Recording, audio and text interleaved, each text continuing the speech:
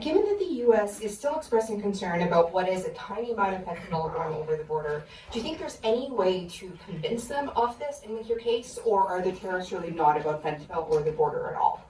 The first thing to remember and to remind Canadians is that less than 1% of fentanyl entering the United States is entering from Canada. Less than 1% of illegal migration into the United States is from Canada. We have made a decision through our border plan to make a strong border even stronger.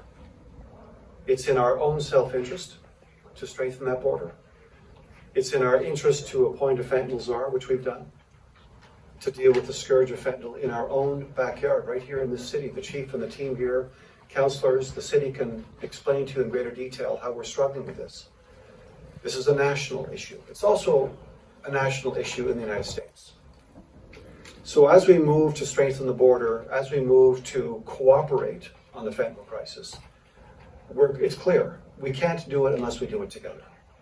So these investments we're making in the border, the fact that a new administration has raised the profile of the need to address the fentanyl crisis is something we accept.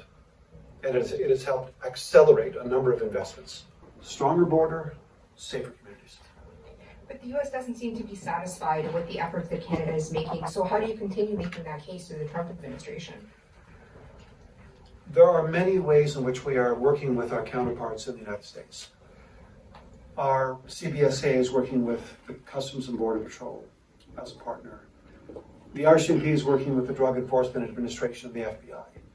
We've launched 10 new strike force teams between Canada and the United States, because we recognize this is an issue that we have to wrestle to the ground together. Fentanyl is not like other drugs because it tends to wreak enormous havoc and it kills people and it's very dangerous and the recipes keep changing. So we're cooperating right now between our countries closely on things like precursors coming from countries like China. We're cooperating with these joint strike force teams. We're cooperating in terms of sharing information and intelligence across the border. So there's many, many ways in which we're connected. We're going to continue doing this because it's in the interest of our own communities. And it's in the interest of the communities in the United States that are being affected by fentanyl. And our czar, Kevin Brasso, with 22 years experience in frontline policing and security work, is helping to pull all of this together. Here's a small example of something else we're doing. We're standing up new laboratories in Canada, at Health Canada. It will help us track and trace fentanyl in terms of the precursors and where they're coming from. We've also listed 7 criminal cartels as terrorist organizations under the criminal code.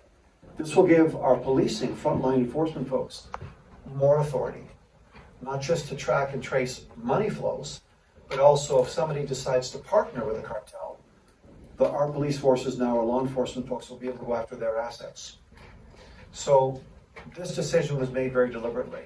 So it's very much a whole of society approach to a really serious challenge.